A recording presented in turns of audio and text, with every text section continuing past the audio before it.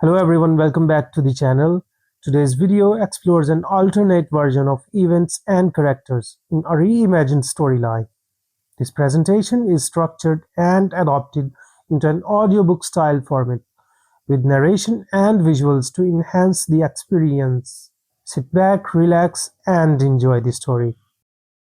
Tywin, location Red Keep. He sat at his desk, writing away on a letter, when the dwarf walked in and sat down in the chair opposite of him. His disfigurement was plain to see.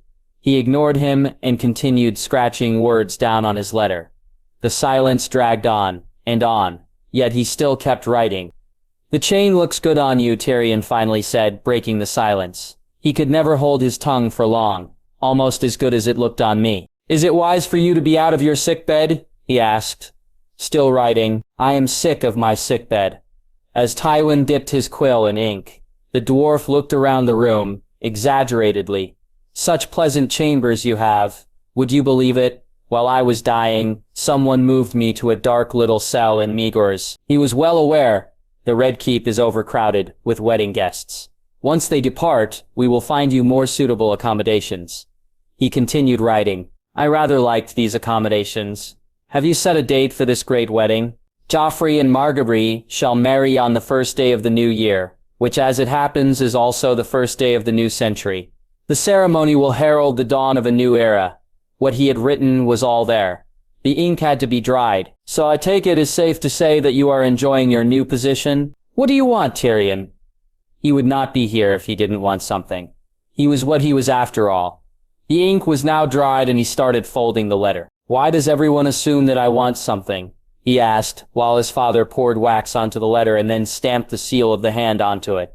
"Can't I visit with my beloved father?" His gaze hardened somewhat, but nothing that could intimidate him. "My beloved father, who somehow forgot to visit his son after he fell on the battlefield," he added. "Maester Pycelle assured me your wounds were not fatal." That brought Tywin's attention back to the nose.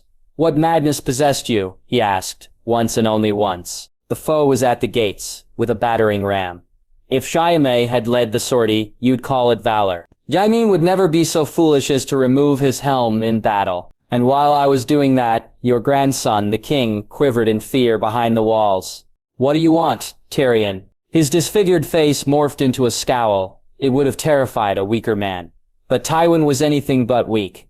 A little bloody gratitude would be a start. Mummers, jugglers, singers, and monkeys require applause. So did Aerys. "You are a Lannister. You did as you were commanded, and I am sure it was to the best of your ability." "That part I played? I saved your bloody city, it seems to me. Most people seem to feel that it was my attack on Lord Stannis's flank that turned the tide of battle," he replied coolly. "Lords Tyrell Rowan, Redwine, and Tarly fought nobly as well as I'm told. It was your sister Cersei who set the pyromancers to making the wildfire that destroyed the Baratheon fleet. While all I did was get my nose hairs trimmed. Is that it?" The bitterness was obvious in his voice. "Your chain was a clever stroke, and crucial to our victory. Is that what you wanted to hear? Did you think I demanded a garland of roses every time I suffered a wound on a battlefield? Now tell me what you want." But before the dwarf could even open his mouth, he raised his hand commandingly. "Stop. Do not bother. I know what you want. You want Casterly Rock. You will never have it. You are an ill-made, devious, disobedient, spiteful little creature, full of envy, lust, and low cunning. Men's laws give you the right to bear my name and display my colors, since I cannot prove that you are not mine. To teach me humility, the gods have condemned me to watch you waddle about wearing that proud lion that was my father's sigil and his father's before him. But neither gods nor men shall ever compel me to let you turn Casterly Rock into your whorehouse. Go back to your bed, Tyrion." He turned his attention to the work that lay before him on the desk. The dwarf did not move from his seat. "Go, now." He did not move. The look on his face did not know whether he should start crying or shouting. But when he finally spoke, he did not do either. "I was never going to ask about my rights to Casterly Rock. Despite what you might think of me, I am not a fool, father." "Then who are you going to ask for?" "Tytos," he answered. Tywin did something he rarely did before any of his children. He paused in what he was doing. "Your son?" he said, the son no one talked about in front of him. "Yes, my son," the dwarf answered.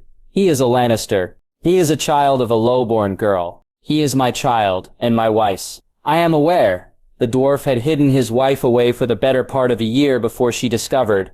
When she was found out, she was already heavy with child. She died, giving birth to that child.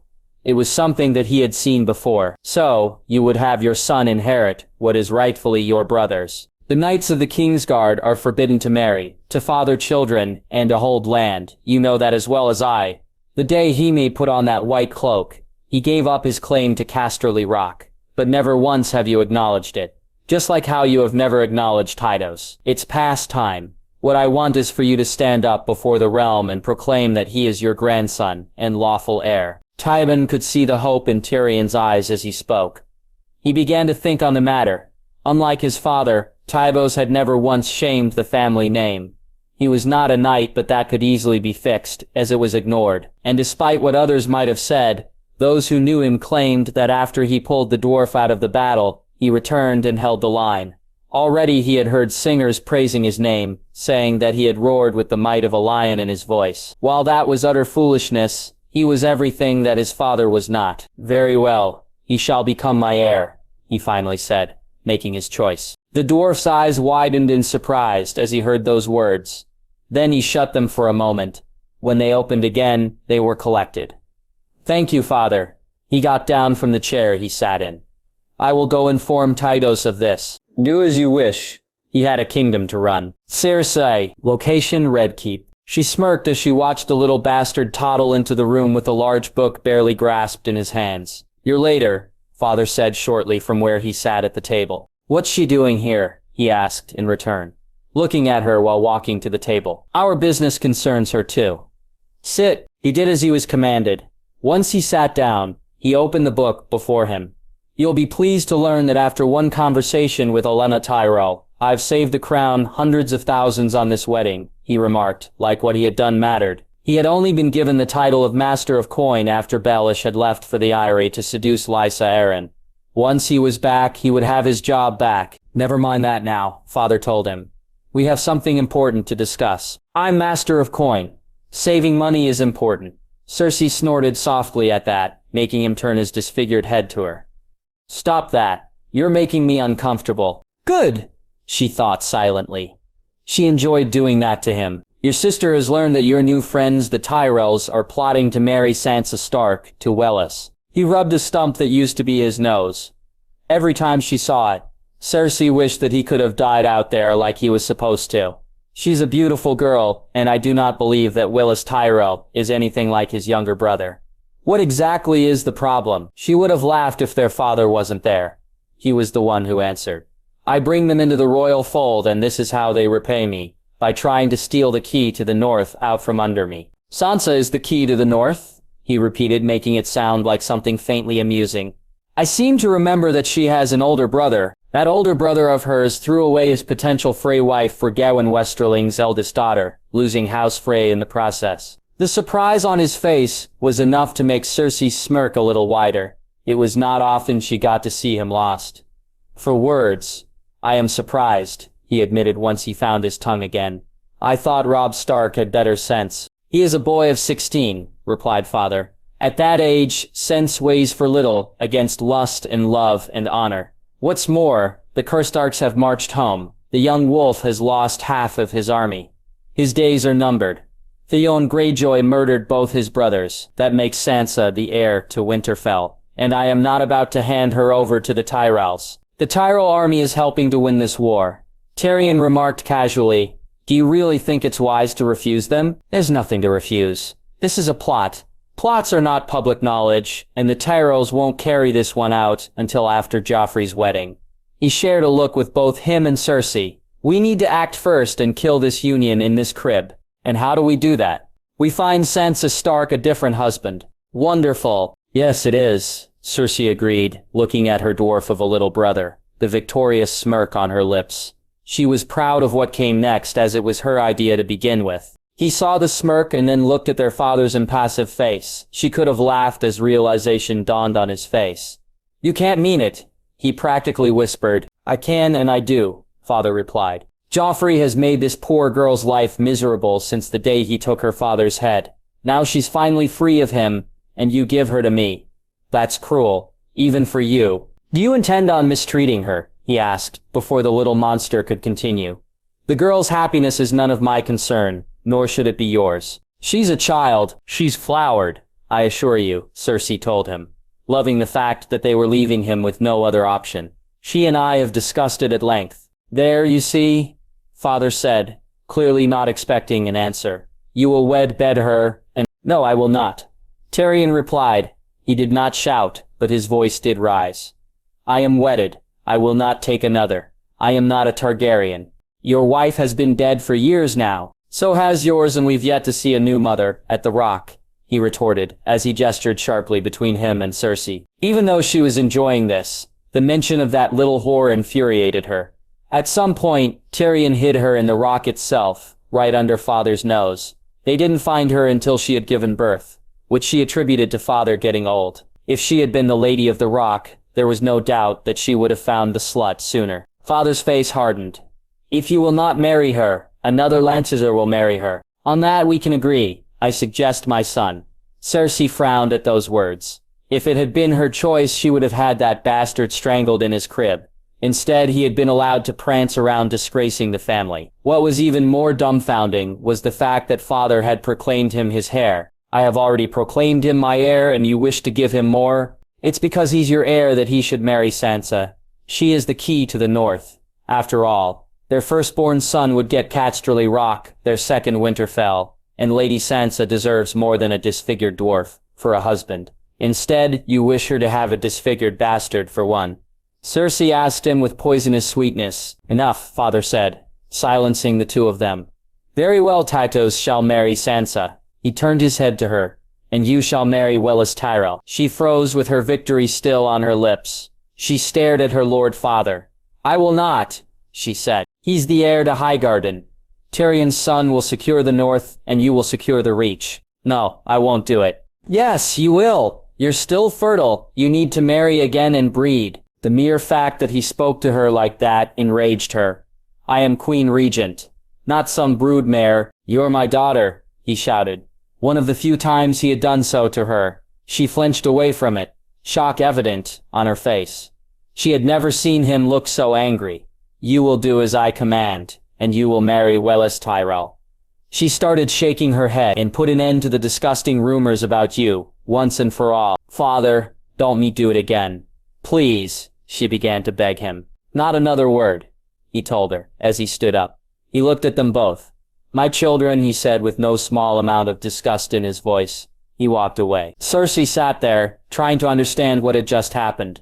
What was supposed to happen was that Tyrion was to marry Sansa as a reward. Instead, his bastard son was getting her, and she would end going to Highgarden, away from Jaime. This wasn't supposed to happen. She turned her head to look at Tyrion. I suppose you're enjoying this, aren't you? She spat at him. He did not say anything. He simply left. Sansa, location Red Keep. The first time she had seen Tytos Lannister was when he accompanied King Robert to Winterfell. She had heard rumors that he was the imped bastard son, much like Jon had been father's. She thought nothing of him really, believing him to be much less handsome than the prince. Now that prince was the king, he was heir to the Westerlands, and she was now his husband. That morning, she had thought that she was just getting a new dress, only to have the lovely thought ruined by Queen Cersei.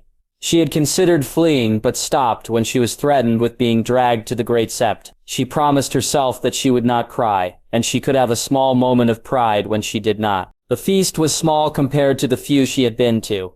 When they had come in, the Tyrells ignored her. The only one who had looked upon her was Margaery, with a sad expression. Her new husband sat by her side and did not say anything, not to her at the least. He ate little, and she ate none at all. All she saw were the Tristles on one side and the royal family on the other, before the wedding table. As the wedding feast went on, with the songs playing, the people dancing and laughing, she found herself wanting to be alone. She stood up from the table and walked away. Her feet wanted to take her to the Godswood, but her head knew she would not make that far. There was a balcony that looked out to the city, where she would be able to see it without smelling it. But as she walked up the steps and into the balcony's alcove, she found herself alone, and the king made his appearance. Congratulations, my lady, he said into her ear, as he took her in hand. From behind him were two of the king's guard, Sarah Marin and Sarah Boros. "Thank you, your grace," she replied, remembering her courtesies. He turned her around and began leading her back to the feast. "You've done it. You married a Lannister. Soon, you'll have a Lannister baby. It's a dream come true for you, isn't it? What a glorious day." It was not a dream anymore, more like a nightmare. But she wasn't going to let him know that. "Yes, your grace." He laughed a little laugh as he let go of her arm.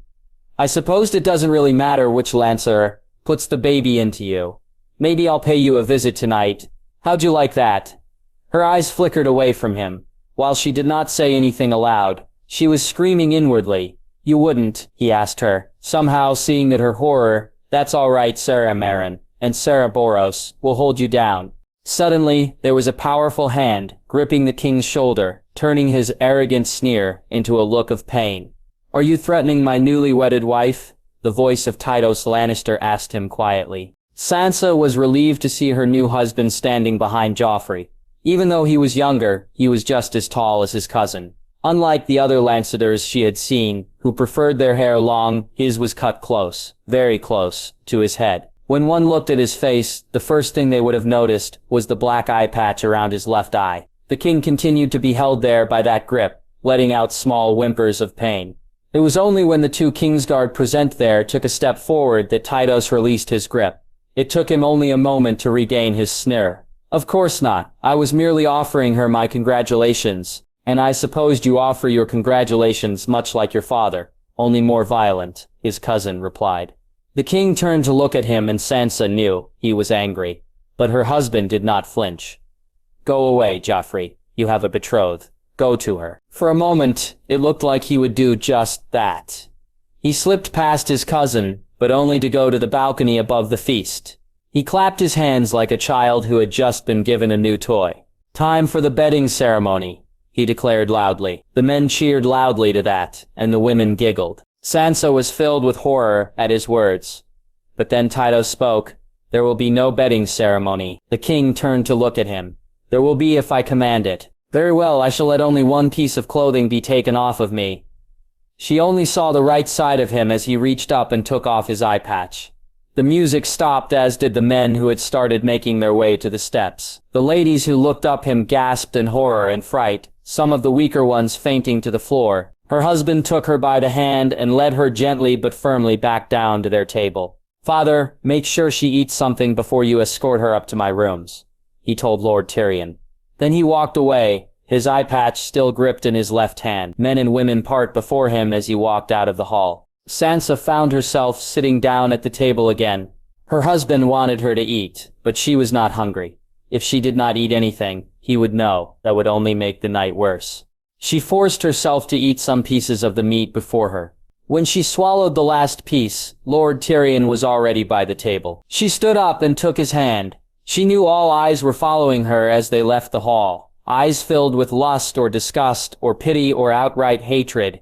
The music grew fainter as the two of them left the hall. Neither of them said a word as they walked through the corridors. But as the door to their bedchambers came into sight, the fear gripped her again. "You need not fear Tytos, my lady," Lord Tyrion told her. "He is nothing like Joffrey, I can promise you that. I should know." "Of course, my lord," she told him. He looked back at her. "You doubt me. No, there's no need for you to deny it. You should know that my father had originally planned for you to marry me, but I was able to convince him as that his heir, Tytos, should marry you instead. Believe me when I tell you this. Lady Sansa, I have made many questionable choices in my life, and even bad ones too. My son is neither of those things." They came to the door and he opened it for her. She stepped through and into the room, hearing the door close behind her.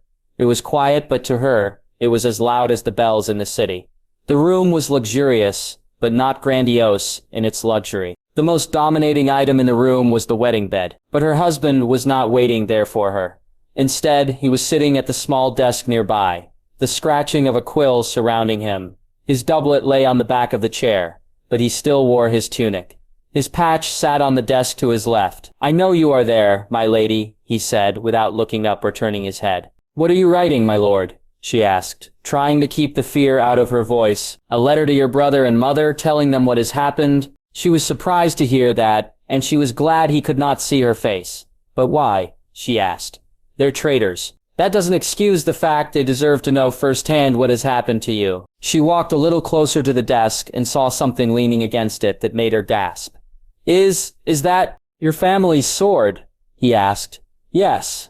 Grandfather had wanted to melt it down so he could have a new sword for the family, but I demanded it as a wedding gift. Will you return it to Robb? No. It is yours now, and will be our second son's when he inherits Winterfell. His voice was firm and final. Of course, my lord. The scratching of the quills stopped, but he did not move from his chair. Do you know why I have never actually talked to you before now, my lady? He asked. No, she answered. Because since I was a child, I was taught that family was everything.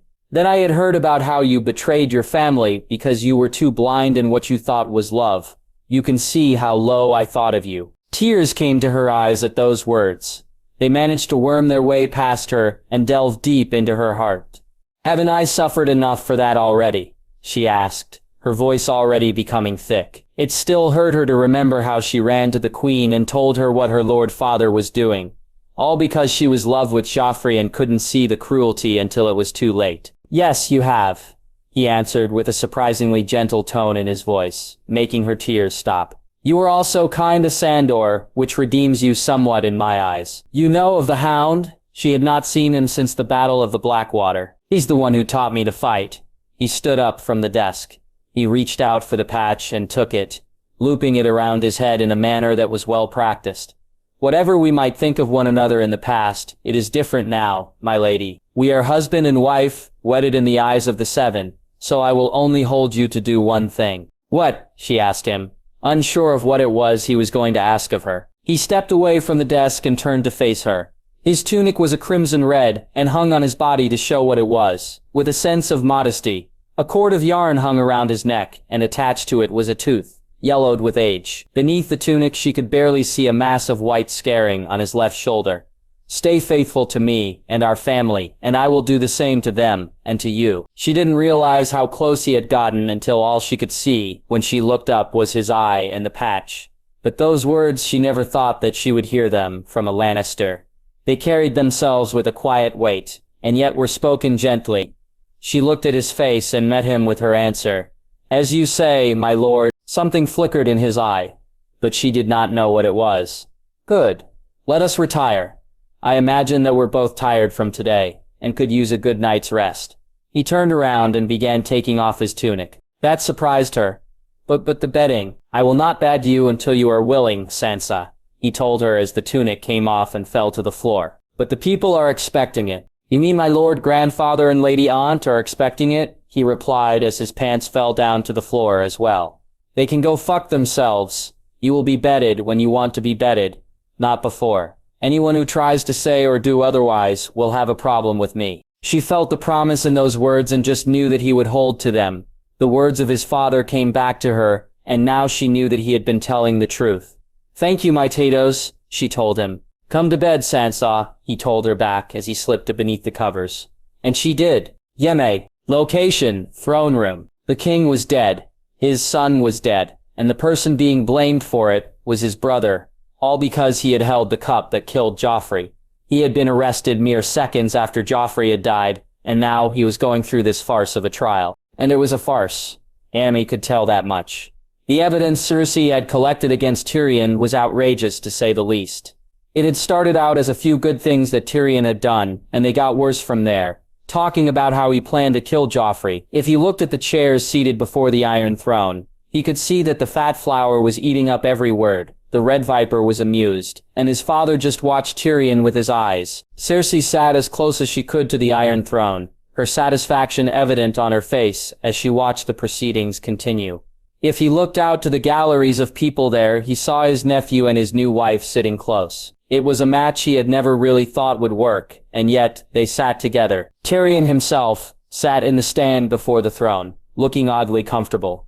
Whatever insult and lies the witnesses threw at him, he remained sitting. That was not like Tyrion. He would get angry and shout back at them, but instead he remained sitting and waiting. Something is going to happen. Jaime thought to himself. He has a plan. When the last witness, Varys, stepped down from the second stand, Tywin looked at Tyrion. Do you have any defense of your own? He asked. If it would please the court, Cersei said, standing up from her chair. I beg your leave to bring— I believe he was talking to me, dear sister. Tyrion said, interrupting her. Unless you've suddenly shrunk and have started going by my name. Nervous laughter rang in the galleys, laughter that died under the stare of the hand. As a matter of fact, father, I do have someone to defend me. I call upon Tytos Lannister. His son stood up from where he sat and descended to the floor, walking to the witness stand. Tytos of House Lannister, what do you have to say in Tyrion's defense? Father asked him. Nothing, he answered. Shocked gasps echoed in the galleries, but Tyrion himself was not shocked. I am not here to defend my father. I am here to ask a question. Why are we doing this? The judges were confused, even though father did not show it. What do you mean by that? Lord Tyrell asked him. Yes, what do you mean, nephew? Jaime silently asked. My father did not kill Joffrey, but if he did, why are we having this trial? If he truly killed Joffrey, we should be rewarding and honoring him. Everyone, with the exception of Tyrion, looked at him like he had gone mad. You say that we should reward him, Lord Tyrell said again, stupidly. He was the king. So was the Mad King. That didn't stop my lord grandfather from betraying him and sacking this very city, or my uncle from killing him. They weren't tried. Why should my father be? It was a clever thing to say and do. Jaime realized as the hall fell into stunned silence. His nephew compared the Mad King to Joffrey and what House Lannister had supposedly done to both. He could see what was going to come next, and he found that he could not disagree with it.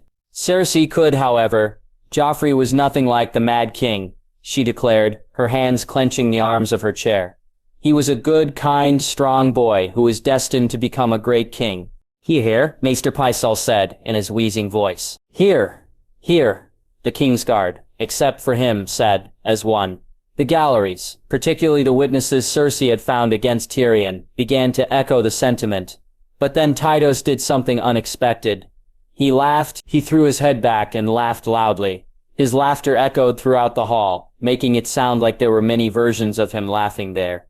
It overrode everyone who began speaking, silencing them all. Just as soon as the laughter had appeared, so did it vanish. The echoes took a little longer. What is so funny, young Lannister? Lord Tyrell asked him. The mere fact that my aunt is delusional enough to still believe that, he answered before looking at Cersei. Joffrey was as much as those things you claim he was, as much you are a man. Again the shocked gasps came to the insult he threw at her. He turned in the stand to look at everyone in the hall. To say that Joffrey was human is an insult to the rest of us. The truth is quite simple. Your precious king was nothing more than a mad idiot in fancy clothes. He turned to the Grand Maester. The most noblest child the gods ever put on this good earth, he said, repeating Pycelle's words back to him. After promising mercy to Lord Eddard Stark, promising to send him to the wall in exchange for his confession, he had Sir Payne take his head, starting the very war we are in now. Does that sound like the actions of a noble child? He asked the people in the room. He didn't bother to wait for an answer before turning to Sector. Meryn Trant, that day you spoke of Sector, where my father called the king a half-wit, you neglected to tell them all what he and you were doing. Shall we tell them? He turned once more to the people. The king was pointing a loaded crossbow at Sansa Stark, his then-betrothed. Why? Because her brother had won a battle against our forces, he answered his own question. His grace had been merciful and did not fire the crossbow. Ser Meryn objected. Idiot, Jaime thought to himself. His nephew was just getting started, and all he did was just add fuel. Tytos swung his head to look at the Kingsguard. Yes, he didn't fire the crossbow, because he had enough brains in his head to realize that if he did that, he would lose a hostage. Instead, he amused himself by doing such things and having the Kingsguard beat her. What exactly were you doing during this? Ser Meryn, I remember quite well. You claimed that you were serving your king while you tore the dress off my wife and beat her. More gasps of surprise came from the people watching this. But Tytos was not done. And yet, for all his cruelty, his vaunted strength, his bragging of what he would do to his enemies, Joffrey was also a coward. In the Battle of the Blackwater, when the fighting came to the gates and the walls, instead of leading his men like a king, he turned and fled back to the castle like a child crying for his mother's skirts. He did this while my father and I fought and held the enemy back. The crowd was beginning to turn their opinion against Joffrey. Jaime could see it in the way they milled about in their seats and talked with one another in silent whispers. Some were even showing Lady Sansa sympathetic looks. "If I may go back to a previous point," Tytos Lannister asked Prince Oberyn, still looking rather amused at all that was happening. "For all your claims of what King Joffrey was, the evidence against your Lord Father is insurmountable." "My father did not kill Joffrey. Such faith in one's own father," he remarked lightly. "Aye, I have faith in my father. I know that he didn't kill Joffrey because he wouldn't renege on me like that." Those words held the interest of the three judges. "Pray tell, what do you mean by that?" "My father and I came to an agreement a long time ago, that the only one who would kill Joffrey would be me." Silence fell upon the throne room as everyone stared at him. Some did it with gaped jaws, and some did it with wide eyes. Some even did both. Cersei looked like she was ready to leap out of her chair, but still stayed in it. The only two who did not look surprised were Tyrion and Lord Tywin. "Are you saying that you are the one who could have killed King Joffrey, Tytos?" Jaime's father asked him in a cold voice. "Would have. Gladly and willing with a great deal of satisfaction in doing so," he answered. "But unfortunately, I could not have killed him. I could not because I was at the farthest edge of the royal table beside my wife, and I would not have used poison to kill him. You see? You see?" Cersei shouted as she came out of her chair. "He is a traitor and a kinslayer. He would have gladly killed my son, the king. He and his dwarf of a father murdered my sweet Joffrey." She suddenly fell quiet as Tytos turned his head to stare at her. Kima didn't need to see it to know what it was that made his sister go silent and stumble back into her chair. He had seen it before. It was the look his father used to turn on them and lords that had irritated him. It was a look that demanded they be silent, and he did not know of anyone who had been able to resist that glare. His hands reached up and undid the eye patch he wore. He held it in his hand as he continued to stare at Cersei, who was now looking anywhere but there. "Look at it, Aunt Cersei," he told her, spitting out the last two words like they were something foul. He did not raise his voice to her, and he did not threaten her, but his voice sent shivers down Jaime's spine. Not only had he used father's stare, but his voice also. Cersei did not do as she was commanded, until he said it again. "Look at it." She did, but she could not hold her gaze for long. Tytos turned his head to look at the galleries. He only saw for a moment, but Jaime knew what lay behind that patch, white scarring and an empty socket. The weaker people in the galleries fainted at the sight of his empty eye socket, but he kept his gaze on them all. "I know you have all wondered why I have an eye patch at such a young age. I was born with green in my right eye, from my father, and blue in my left, from my mother. When I was 7, King Robert and the royal court had come to visit Casterly Rock. During their visit, I came upon Prince Joffrey trying to drown his sister, the Princess Myrcella, in a fountain of water. I pushed him away and took her to the maester. But even then I knew my loyalty to my family, and I told the maester that she must have slipped and fallen into the fountain. He was able to ensure she lived, and I thought nothing of it, until that night, when I woke to find a knight holding me down and another keeping me gagged. Then the prince appeared, holding a dagger in hand. He called me a useless bastard who should not exist, that I wasn't a pure Lannister. Then he told me that he would make me a pure Lannister, and plunged that dagger into my left eye. He tore it out as I screamed into the gag. He would have done more, if not for a maidservant, who had been passing seen what happened, and ran screaming. They ran and left me there. I do not remember the next few days, as pain was the only thing I knew. Pain and nightmares. But I was told of what happened the day before I awoke. To this day I believe that the only reason my father did not bury an axe into Joffrey's head was because my grandfather was there. It was true. Jaime knew that. Tyrion had stormed into the feasting hall, with a battle-axe in hand. He had marched up to the high table, screaming for Joffrey's head. He remembered the sheer look of terror on Joffrey's face at the sight of him. He also remembered Cersei standing up and demanding that Tyrion leave, and then Robert stood up, demanding what was going on. Tyrion told them all in a voice that was barely raging. Joffrey protested, and his sister came to her son's defense. His uncles and aunt were all shocked, for they knew Tytos and loved him. It all became a mess of shouting and threats, until Lord Tyrion had stood up and ordered everyone to be silent. He told Tyrion to leave and attend his son, and then he told the king that they were to leave the next day. Robert might have protested, but they left all the same. Tytos pulled a dagger from his belt. The metal scrapping against the leather was enough to bring Diamond of his reminiscing.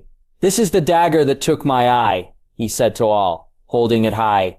"I kept since that day so I could repay Joffrey for what he did, as a Lannister always repays his debts. If I was to kill Joffrey, the first thing I would have done was stab his eye out, like he had done mine." Jaime heard those words and suddenly understood why. When Joffrey was laid out to be shown, he had been missing his left eye. Tytos turned back to the Iron Throne and pointed his dagger at one of the Kingsguard. "Tell me, Cerberus, how did it feel to hold down a child while your prince cut out his eye? I must ask you. For Sarah Priston, my dagger is already dead." "Enough," Lord Tywin finally said. Jaime was surprised it took him this long. "Tytos, if you do not have anything in your father's defense, you will step down." "Well, why are we going to let this farce of a trial go on?" Tyrion asked, speaking for the first time. "You three have already decided my guilt. Since it seems I cannot trust in men, I must trust in the gods to decide my fate." He lifted his head and raised his voice. "I demand a trial by combat." The people in the galleries started making noise, much louder this time. The spears of the gold cloaks began banging against the floor to make them silent. Yemi looked over at Cersei and saw how pleased she was at that news. "He has that right, my lords," she said to the judges. "Let the gods judge. Cersei Gregor Clegane will stand for Joffrey. He returned to the city the night before last to put his sword at my service." She was hoping it would come to this. Jaime realized she had been hoping he would ask for a trial by combat and had summoned the mountain for it. Father had an angry look on his face. Lord Tyrell was the one who asked the question of Tyrion. "Do you have a champion to defend your innocence?" "Me," Tytos answered. Father seemed to look even angrier. "Oberyn, location Red Keep. This is most certainly interesting," he mused as he sat amongst the royal group, as his rank benefited him. Illyria sat by his side, most likely shocking the other people there. They did enjoy shocking the Northerners like this, but was shocking for them was that the boy king was there. From what he heard, it was a request by the Imp's champion. He saw the mountain standing on his side of the battleground, clad in heavy plate, and his blood coursed with hatred at the sight. If he had known that the mountain would be the one to fight against the Imp, he would have volunteered to fight him. He so wanted to make the giant monster bleed for what he did to Elia and her children, and make him say he did it. But instead, the Imp's son had claimed that honor. "You wanted to fight that," Illyria whispered in his ear as she too looked at the mountain that rides. "I wanted to kill that," he whispered back. He turned his head to look at the other side. Compared to the mountain, Tytos Lannister looked tiny and ill-prepared, wearing only boiled leather and chain mail, standing by a lit brazier. His weapons lay on the table beside him, a sword, an axe, and a hammer. It was like he did not know which one to choose for the fight, but he did not look frightened. His eyes were closed as he held a necklace with some kind of tooth attached to it to his lips. Perhaps he was saying some last prayer before going to battle. He opened his eyes and turned to his wife, the former Sansa Stark. She was a pretty young thing, who he and Illyria might have bedded together if she was not married to a Lannister. Her husband offered her the necklace, and she took it. Despite the fear and nervousness in her eyes, Oberyn realized then that she was afraid for him. As the High Septon said a prayer before them all, Tytos walked over to his father and went to his knees. The Impet gave him a father's kiss on his forehead. They love each other, the Red Viper thought, in surprise. He had thought that Tytos would be doing this kind of thing out of family loyalty. Even Dorne had heard the story of the Imp lost his low-born wife, the same way he had lost his mother. Oberyn would have thought that he would be like his father and hate his son for it. But he truly loved his son, just as his son loved his father. The High Septon finished his prayer. The mountain took his sword and shield, both truly monstrous things in height. Tytos took the hammer, not the size of the usurper's famed warhammer, but big enough to hold with 2 hands if he had to, and put it in a loop on his belt. He then took the axe in his left and the sword in his right. What was odd was that he held the axe with the spike pointing outwards instead of the blade. The hand of the king raised his hand and then lowered it. The 2 combatants moved towards one another, silencing the crowd around the battlefield. When they were close, the mountain swung first. It was a swing that Tytos easily stepped back from, but the mountain did not follow after him. This continued on into the fight, the mountain always swinging, missing his opponent, and never pursuing. During this, Tytos never swung back or attacked. He would just step out of the way of the swing. Why is that monster not attacking him fully? Oberyn wondered. He should have done that by now. It seems he wasn't the only one who had noticed. What were my grandfather's orders? Sacre-Gregor, Tytos asked the mountain as he avoided another swing. Did he tell you to not kill me? Yes, he answered in a deep voice as he raised his sword for another swing. You only require a sharp lesson. Suddenly, the young Lannister leapt into a roll, moving past his giant opponent. He came out of the roll with a pivot, stopping just behind the mountain. He swung his weapons upwards, past the leather hanging down from the armor, right into the knees. The sounds that they made were outdone by the roar of pain that Mountain gave off as he fell to the bloody mess that was his knees. Tytos pulled his weapons out and stood up, but he did not continue his attack. Instead, dropped them and then pulled out the hammer, swinging it at the head of the Mountain. It wasn't strong enough to bash his head in, only disorient him. He swayed slightly from side to side, losing his grip on the sword and shield he held. Again, Tytos struck. He first grabbed the left hand and swung the hammer down. There was a crunching sound that was sickening to hear. To those who had never seen anything like, the Mountain roared again. In pain when his left hand was broken. Then his right. He could hold no weapons now, and he could not stand. The young Lancer did something peculiar then. He dropped the hammer and reached for the Mountain's helmet, unbuckling it and throwing it off his helmet. Even on his knees, the Mountain was a formidable height, making his opponent draw out his dagger and hold it at his throat at an angle. For once, the size of the Mountain worked against him. His opponent was so small that he could not move his hands, broken as they were back to reach him. Stop moving, Tytos ordered the Mountain, who had been trying to get free. He did not listen and continued his struggle.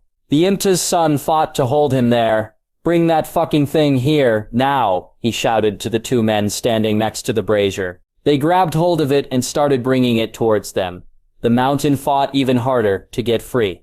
He tried shoving his shoulders back against the lancel, but Tytos took with a tolerance Oberyn found surprising in such a young man. Never once did he release his grip on the Mountain. When the brazier was finally placed in front of them, the young Lannister only said one thing as he dropped the dagger. Tolman, don't look away. Then he began to use all of his strength to push the head of the Mountain that rides into the fire. It must have been a task that took all of his strength to even force the head down. As the head descended, the monster kept trying to fight free.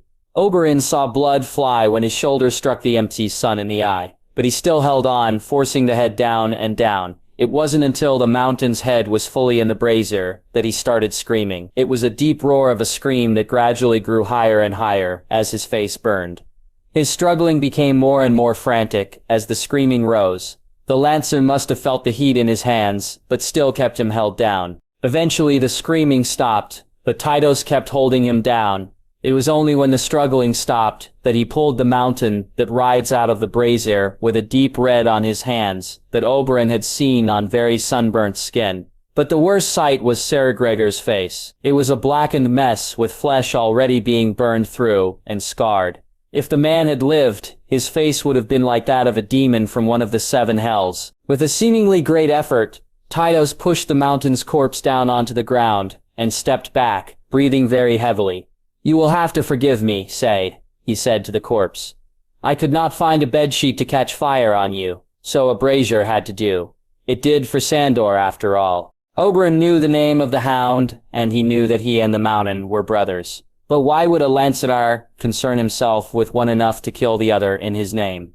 Then he realized that the Mountain that rages was dead. He was dead, dead for the name of another, and not by his hand. Tommen, Tytos said to the Boy King, starting tomorrow, you will meet me in the training yard. As the sun rises, I will train you how to fight. His voice brokered no arguments and no opposite. King Tommen just nodded weakly. The Imta's son began walking back to his side of the field, even as his grandfather proclaimed Tyrion's innocence. The two men came to his side. As Tyrion finished speaking, he began, strip him of his armor and melt it down. Then feed his body to the dogs. He paused for a second and then said, before you do that, cut off his manhood and give it to Prince Martell as a gift. He turned to look at the royal stand, at Oberyn.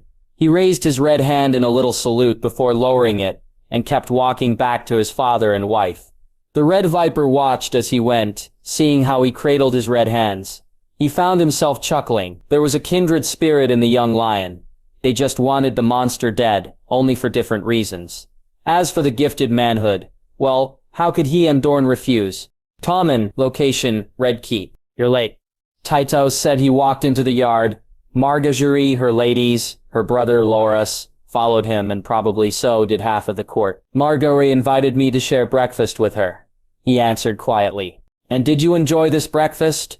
His cousin wore no tunic over his body, leaving his chest bare for all to see.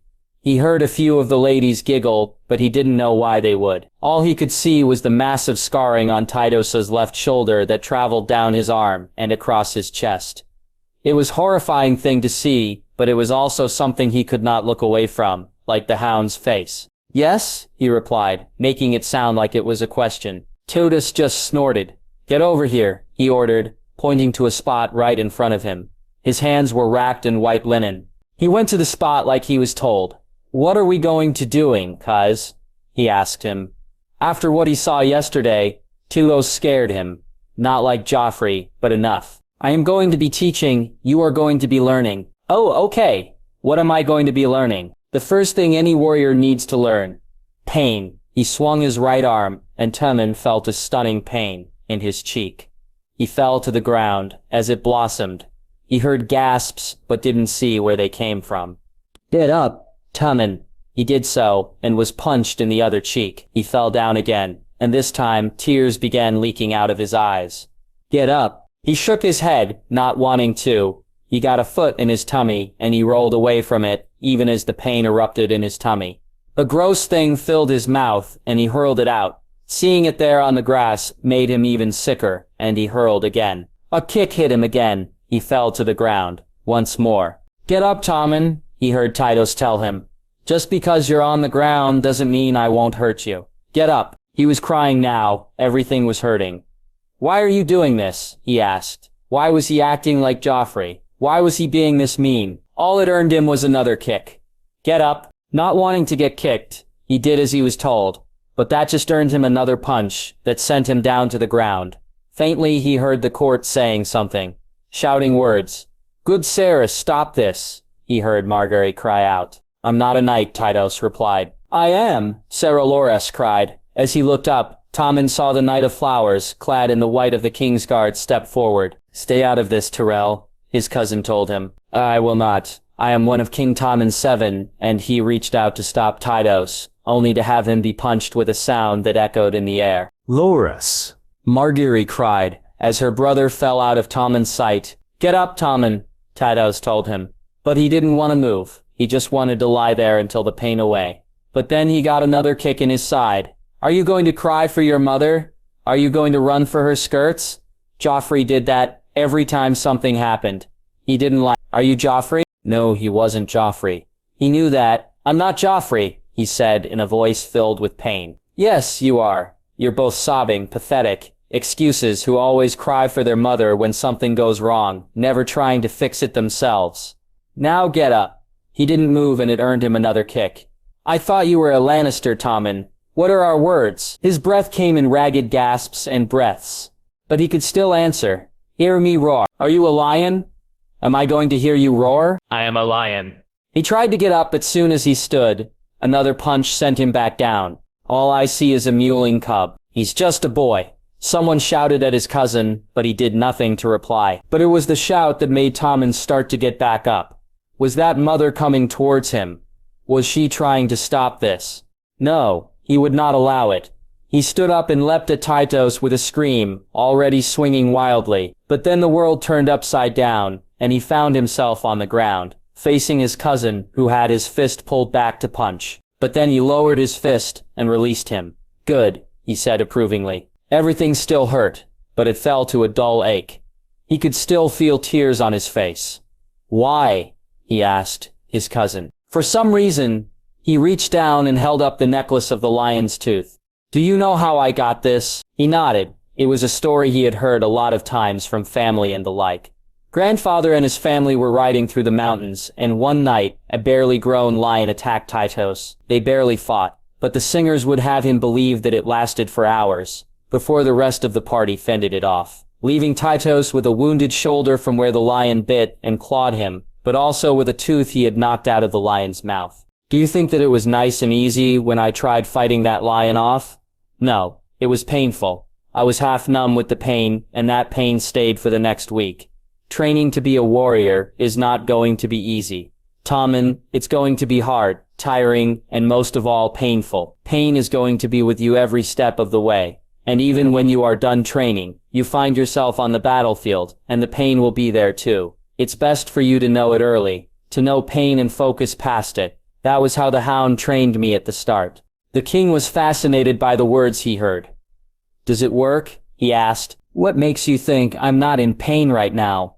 His cousin asked, before showing his hands. These hurt. They are going to hurt until my hands are normal once more. They hurt even more when I swing them. Does it stop me? No. Are you going to let the pain stop you? He wiped away the tears on his face and shook his head. No. Then get up. We're not done. And he did. Tytos. Location Red Keep. He sat in the chair opposite his grandfather, having been ordered to see him. I suppose you think yourself clever, Lord Tywin said from behind his desk. There was a decanter of wine and 2 cups on the desk, but they were not touched. In what way, my lord? He asked. The duel with the mountain, he answered. You were the one who gave him the order. I only used it to my advantage.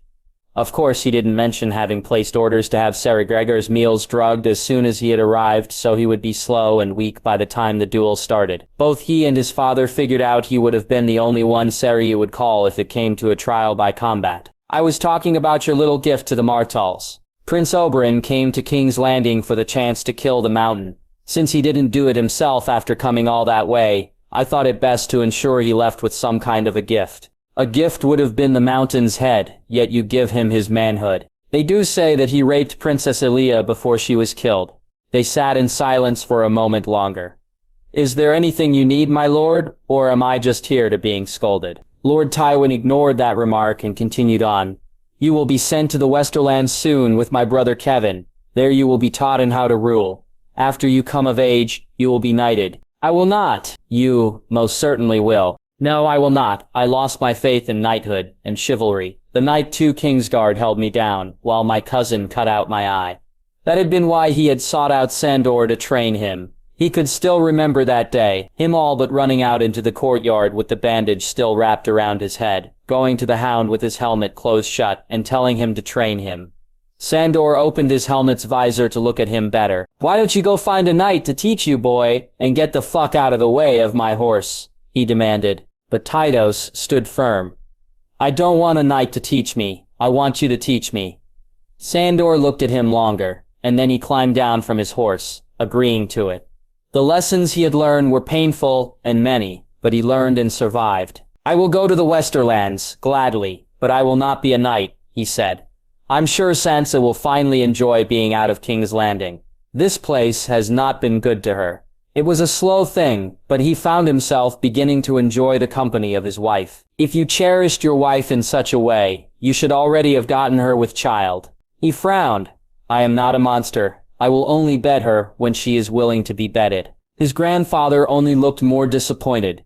And here I thought you were more like your father in that aspect. Whoring little dwarf that he is. He hardened his gaze. It is only recent, and it is one woman. You know well that he has spent these years raising me. The woman he is sleeping with is still a whore. This I will not abide. Why, because you're sleeping with her too? He asked. The only sign that showed his grandfather was surprised, was in the slight widening of his eyes. I may only have one eye, but that doesn't mean I can't see. I know what Shagini is, as does father and you, but you have only slept with her as a way of punishing him.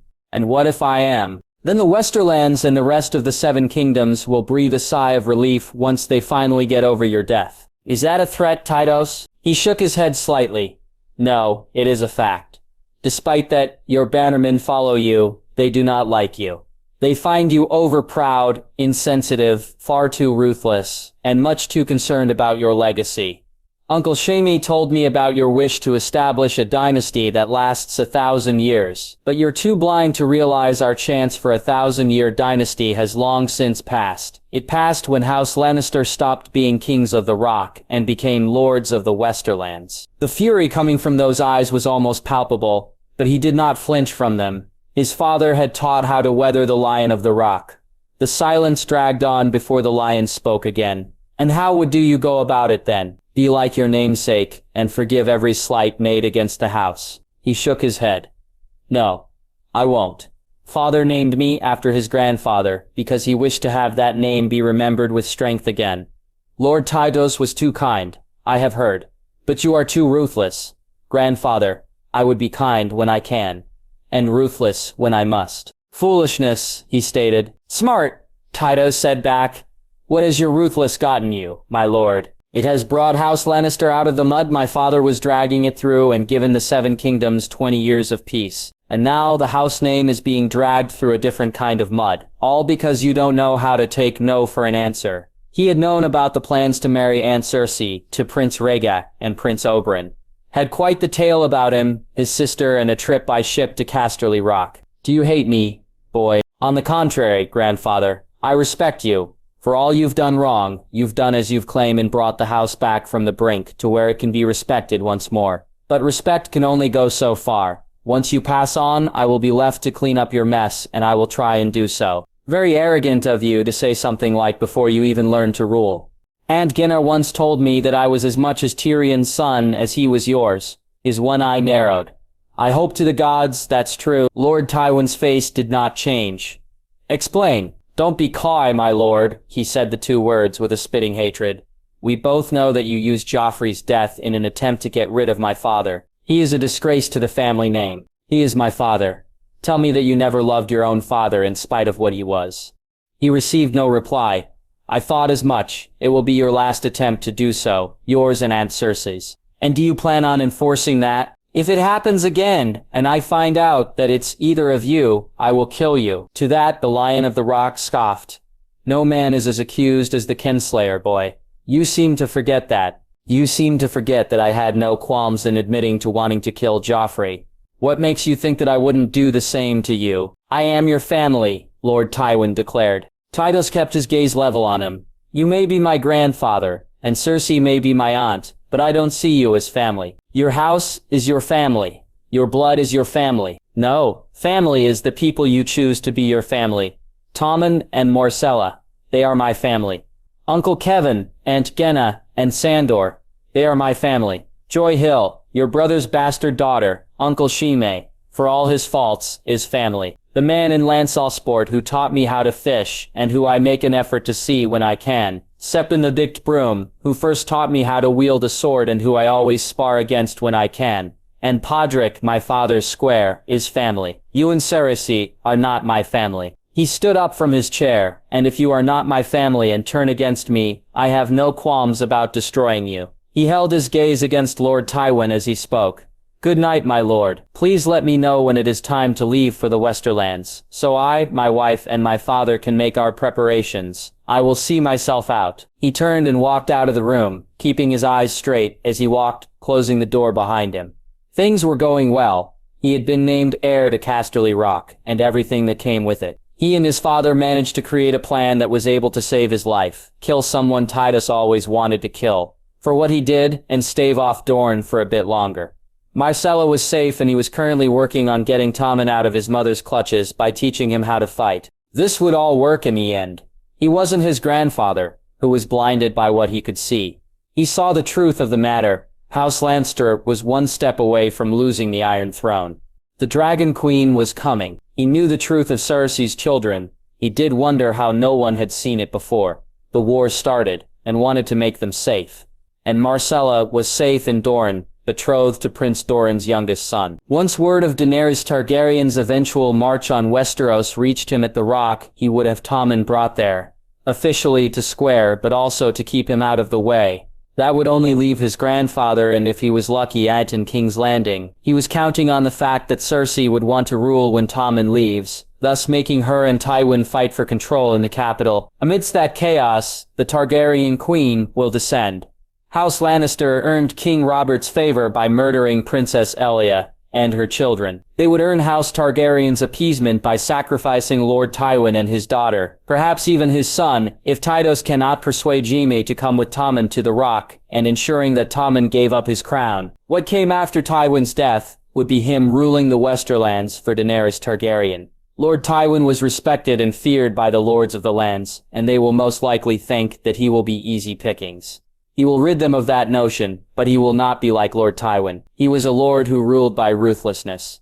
He would be a one who ruled by example. That was the kind of Lord Tytos Lannister, son of the imp, would be. He would in no way be a second coming of Lord Tywin. "Rejoice, grandfather," he thought to himself as he walked down the corridor to his chambers. "When the dragons come with fire and blood, your life will be given to them. But the lions will not fall when you are gone. When I take your place as Lord of Casterly Rock and Warden of the West, the Westerlands and Westeros will hear me roar." Tywin. Location: Casterly Rock. He strode into the hall as the sun rose and shined through the windows, signaling the morning breakfast. It was a small hall, enough for a long table at the center of it and a fire opposite the door. There were many halls in the Rock, but this one was for the main family of House Lannister. Although his father had called it the Lion's Den, he refused to name it as such. But it had spread to the rest of the Rock before he became the official head of the house, so there was nothing he could do about it. Best to leave it be. His brothers and sister were already sitting in the hall. Kevin sat with his wife and his children, Lancel a small boy at his side, and his twin sons in the arms of their mother. Emon Frey sat quietly beside his lady wife, not making a sound as he ate. His marriage might have made Genna a Frey, but that was in name only. In truth, Tywin's sister was the one who ran that marriage. He said nothing about it as it was his sister, but if it had been some other, he would have taken steps to fix that. Tyrion sat beside Kevin's family, entertaining his nephews with stories that were making them and him laugh. He was always the fool in the family, never able to take his duties or himself seriously. "Tywin, how nice of you to join us this fine morning," he said once he saw his eldest brother amongst them. "It's a rare sight to see the Lion of the Rock out and about so early." Tywin fixed him with a stare that had made lesser lords and men fall in silent in horror and terror, but his brother just laughed it away. He continued walking and took his place at the head of the table, with the fire behind him. One of the servants came to his side and placed down his usual breakfast, a pair of eggs and bacon with a couple of slices of fresh bread. He reached for the fork, his eyes searching the table. "Where is he?" he asked. "Where is who?" Tyrion asked, trying to be innocent sounding, but failing with that smirk on his lips. "There are many men in the Rock, brother. Perhaps you could be more specific." "Tyrion," Kevin said, a slightly warning tone to his voice. He had always been the one who tried to stop their youngest brother before he went too far. He hadn't always been so successful. "Where is Tyrion?" Tyrion asked them all. "Most likely still abed," Genna replied. "Emon, go and find him. Will you?" she said to her husband, barely giving him a look. "Yes, dear," he said, looking to her and to Tywin as he stood up from his chair. "Tyrion, go with him," the Lion of the Rock ordered. "And if you should find him abed with whores—" "There aren't any whores, Tywin," Tyrion told him coldly, cutting him off. "He's not like that now. Do as you are told." The door opened again, and his youngest son walked in. "Good morning, all," he said, blatantly ignoring his father's look. A year past the age of recognized manhood, his son could barely reach his waist. He had an odd gait because of his stubby legs. The children looked away from his jutting forehead and mismatched hair and eyes, thinking that he was some kind of demon. To Tywin it was an apt description. "Where were you?" the father asked his son as he watched him order breakfast. Genna's husband sat back down. "Ah, yes. Forgive me for being late to the family breakfast. I was tending to my son." He looked around the table. "We seem to be missing a few people. Where is my dear Aunt Arlessa and cousin Tyrek?" "She's still mourning for Tyget," Kevin told him, a hint of sadness coming into his voice. His eyes and the eyes of everyone else fell to the empty chair beside Genna. It had been only a year since Tyget had died. He had been angry at Titan for never being able to get over his own shortcomings. Their relationship had not been one of an ideal brotherhood, but there was no such thing, and it was more of a relationship than the one between the eldest brother and the youngest. At his death, Tytferd permitted himself a moment of grief at his passing, but that was all. It prompted Tyrion to call him a cold, unfeeling bastard, which led to one of their more vicious arguments. But that was not what he chose to focus on. "Why were you with him when your presence was required here?" he demanded of Tyrion. "He is my son." "What kind of father would I be if I did not ensure that he was up and awake?" he replied. "If that is the case, you should bring young Tytos here." "Tyrion," said Tyrion, "I'm sure your son would make for wonderful company." He cast a meaningful look at his eldest brother as he spoke those words. Tywin matched his look with his own. "Enough," he commanded. Tyrion's son was not brought to the family breakfast because of his silent command. When he had discovered that Tyrion had married a whore and hidden her inside the rock for the better part of a year, his anger was great. He ordered her to be found and brought to him, yet she could not be found. It was only as the sun was setting that she came to him, heavy with child. She did not tell him that she was in love with his son or that there was nothing he could do to tear them apart. She only asked him that if there would be a punishment he inflicted once the baby had been born. She must have been afraid to stand before him, and asked that. It showed in her eyes. But she still stood and asked. He agreed, and waited. It turned that he did not need to inflict any sort of punishment, as she died in birth. That was the last he would ever hear of the whore. But her son was a different matter. "How is Tytos?" Tyrion. Kevin asked him. "He is doing well," he said with a smile on his lips. 4 years old, and he's already beginning to learn his letters and numbers. It might not be long until he learns how to read properly. "It sounds like he is just like you," Genna told him with a smile on her lips. "I should hope so.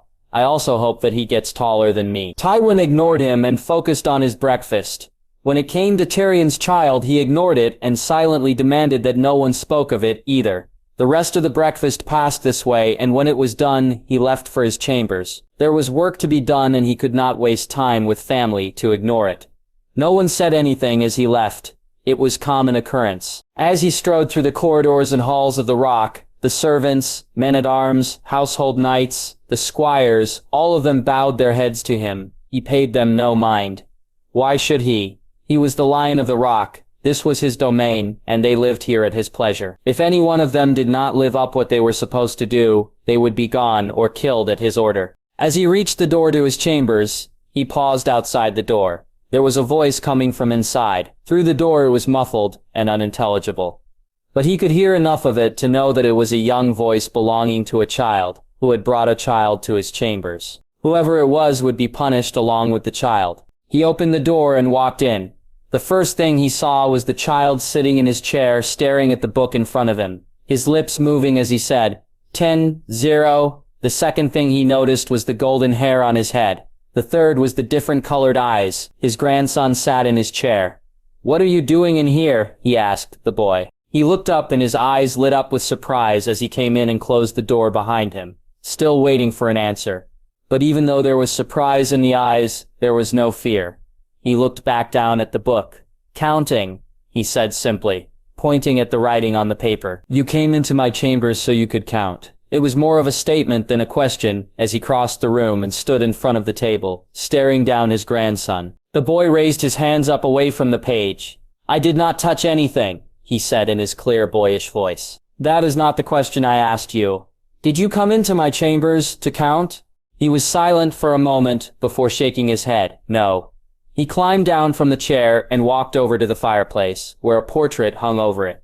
"I came to see that," he said, pointing up at the portrait. Tywin barely glanced at the portrait. He knew who it was of. His own father. Why? It seemed that his grandson did not lack for any wits, for he did not ask a stupid question. Instead, he said, "Father named me for great-grandfather. I wanted to see him to see why. And what have you learned from the portrait?" The boy stared at it once more, his bicolored eyes looking at it intently. "He seems kind." "He was kind and weak," Tywin said. "He brought this house to near ruin. His portrait hangs there to remind me to never let that happen again. Now you will never enter these chambers again without my permission. Am I understood?" The boy looked at him again, with no fear in his eyes. "Yes." "Good. Now tell me, why were you counting from a book on my table?" "Father always said that I must practice. If I do not practice, I will not learn." The mention of the imp bin made him angry. "Leave," he ordered his grandson, as he sat down in his chair and went to his work. He did not look as Tytos walked over to the door and struggled to open it. But as the door stopped moving and he heard his grandson walking out, he chose to impart the lesson his son was trying to teach. 1,000, he said. The sound of the boy's feet moving stopped, and he could feel his curious gaze on him. A number with 4 numbers at its back is known as 1,000. Thousands, the boy repeated, trying it out in his own mouth. He smiled as he left, saying the word again and again. Yes. Location Casterly Rock. Joffrey, roared Tyrion's voice, going before him like a demon, washing over the hall and making everyone turn to the door. Jaime watched as his little brother stomped into the hall with a battle axe in hand, and murder in his eyes. You are dead, you little shit. From the corner of his eye, he watched Prince Joffrey push away from the high table with a look of utter horror on his face. Why would he have such a look? The royal family had only been at the Rock for a few days before now. What had happened? Everyone else was too stunned to see Tyrion acting like this to respond. All except his Lord Father, who was watching everything with cold eyes, and Cersei, who stood up with anger that made her look all the more beautiful. How dare you come here behaving like this? She shouted at him. Joffrey inched behind her, using her as a shield between him and Tyrion. Myrcella stayed in her seat, but her eyes were wide with fear. Get out of the way, Cersei. Tyrion ordered her as he marched to the table, his hands still gripping the batax. That boy is going to die, slowly and painfully. How dare you? Get out! Get out of this hall now! Get out of my way! He was out at the base of the steps, and already had a foot on the step. Jaime caught his dear sister's look, silently telling him to handle it. He came around the table and down the steps, getting his brother's way. Tyrion, calm yourself, he said, trying to be calming, a rare thing for him. Move! Jaime. That boy dies today, his brother told him. That's the crown prince, Tyrion. It would be bad for you if you go through with this. He stayed in front of his brother with his hand on his sword. He wouldn't want to do this to his brother. But he would protect his sister. I will risk it. Now move. People were beginning to look around and whisper amongst themselves. What is going on here? Finally thundered King Robert Baratheon. He stood up, a great fat bear of man. Explain yourself? It's simple, Your Grace. I'm going to kill your son. Jaime, get out of my way so that I can kill him. Do you want to be smashed to pieces by my hammer? He asked in a roar. You think you can harm my boy like that? Your son attacked Tytos and gouged out his eye. He had 2 of the Kingsguard hold him down.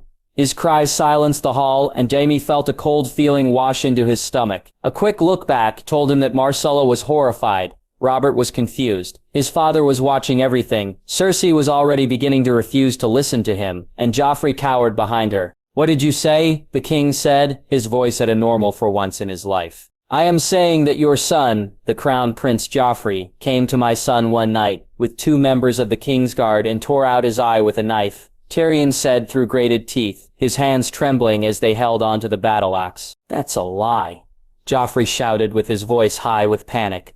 He was still hiding halfway behind Cersei. I didn't touch him. Everyone was looking at him now.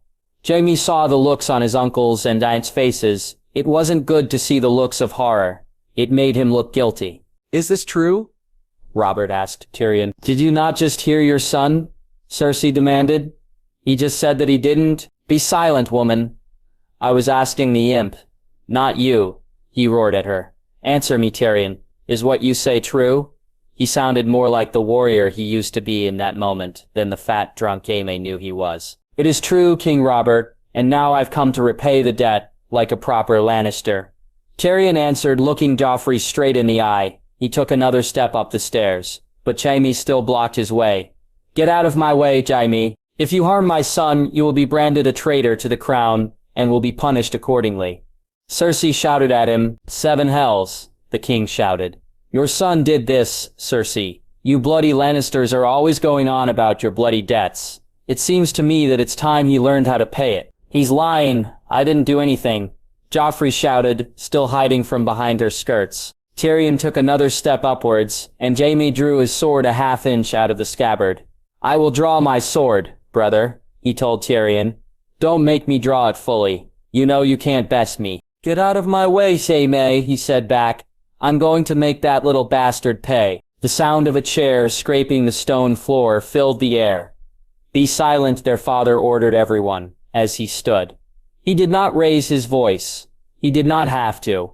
Tyrion, leave and tend to your son. Tyrion looked like he wanted to protest, but their father kept his gaze level. Go now. He turned and left, still holding the battle axe. When Shima found him later, he didn't have the buttocks anymore.